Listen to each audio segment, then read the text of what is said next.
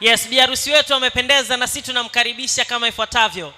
Biharusi, mimi na ujumbe kutoka kwa Bwana Ahmed. Amesema alipokuona alisema nimemuona Malkia, na wewe mwanamke nakupenda wewe na kila kilichomo ndani yako. Napenda kila kilichomo ya ndani ya kilichomo ndani yako. Napenda kila vilivyomo ndani yako.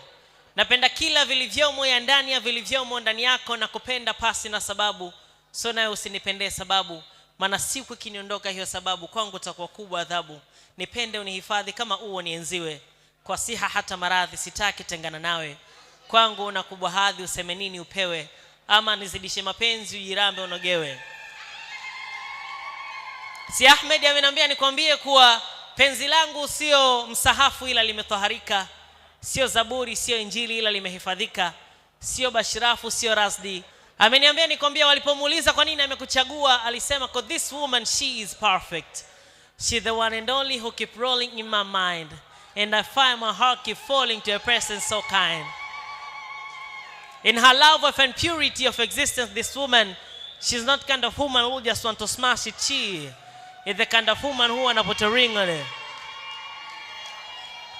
Naomba vigelegele kwa biharusi. Amependeza hajapendeza? Yes, na ujumbe wa mwisho nimeambiwa nikwambia haijalishi dunia nzima itakutenga, Ahmed atakuwa pale kwa ajili yako. He'll always be there for you, sababu binti anakupenda zaidi hilo neno I love you. Asante sana.